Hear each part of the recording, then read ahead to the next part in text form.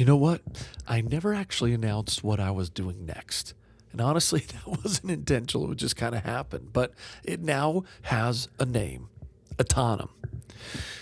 Look, as I left customer, it was obvious that AI was the next move. That wasn't the complicated part. But anyone paying attention knew this was coming. What wasn't obvious to me was how badly most companies would screw it up once it arrived. They were treating AI like software. Of course they did.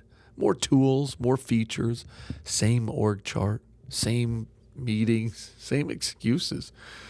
It was like watching people bolt a jet engine onto a shopping cart and then argue about why it wasn't flying.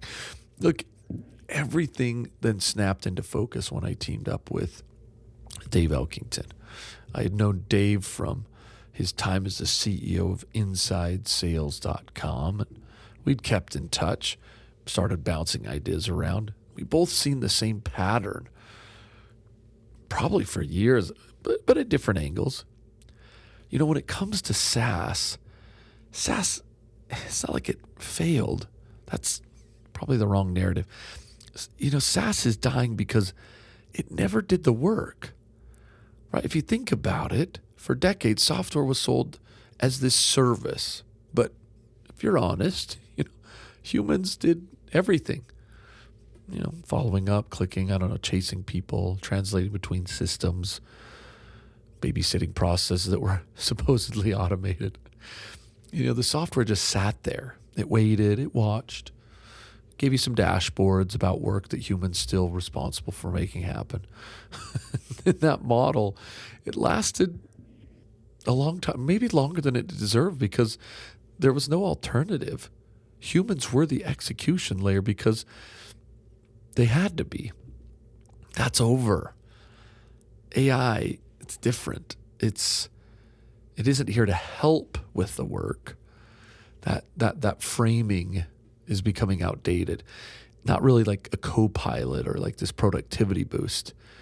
AI is here to do the work, right? Like not get dials, but actually build pipeline, not give you a help desk tool, but resolve your tickets, run outreach, screen candidates.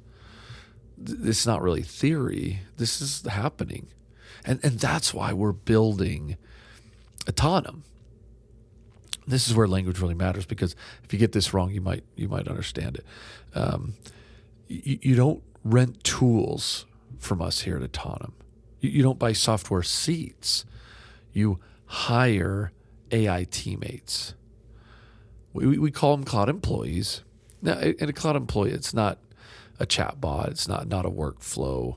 It's not some suit around GPT or some LLM. It's an advanced AI agent that lives inside your system, learns how your business actually works, and owns a real job end to end. Now, some people say, Gabe, what's the difference? AI agent, cloud employee. Look, cloud employees are a little more autonomous than an AI agent. AI agents have that deterministic concept, if this, then that, more of a flow, as I was indicating. In addition, AI agents are so task-focused. They're very simplistic. If this, then that. I'm going to go do one thing, scrape a website, summarize something. Cloud employees are designed to do multiple tasks, dozens of tasks rolled up into a job. And then lastly, the channel-specific concept. So many AI agents do one channel. It's a voice bot. Our cloud employees are multi-channel, omni-channel. Chat, email, phone, SMS. They can operate across channels wherever you are. And then the memory system. Probably the memory system is something to highlight. AI agents, set it, forget it.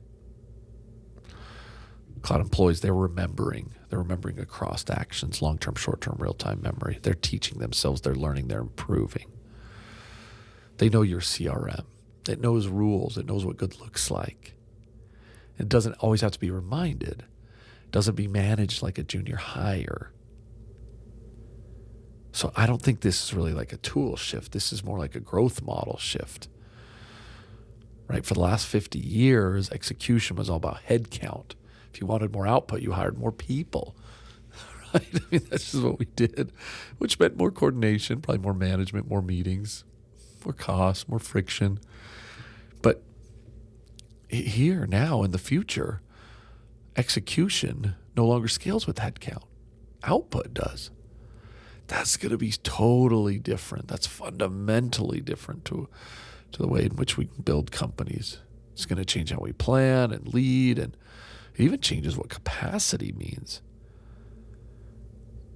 And this might sound a little high, high and mighty, but I think for the first time, ambition, it's not going to be capped by how many people you can afford to hire or how much organizational complexity you're willing to tolerate. I think that's what excites me the most.